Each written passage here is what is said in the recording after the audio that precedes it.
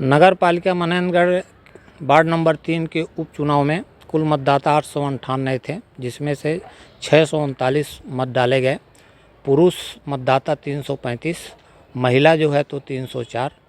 कुल मिलाकर के 71.1% मतदान संपन्न हुआ और मतदान संपूर्ण शांतिपूर्वक रहा। किसी प्रकार की कोई जो है तो शांति भंग नहीं हुई। सर मतगणना कब होगी? मतगणना 12 तारीख को होगी। तहसील प्रांगण में जो है तो स्ट्रांग रूम बनाया गया है 12 तारीख को। तो किस तरह की व्यवस्था वहाँ की गई है मतगणना? वहाँ जो है तो स्ट्रांग रूम मेरा कंप्लीट है, बाकी अभी तो 2 दिवस है, उसके बाद जो है तो ड्यूटी वगैरह संपूर्ण लगाई जाएगी।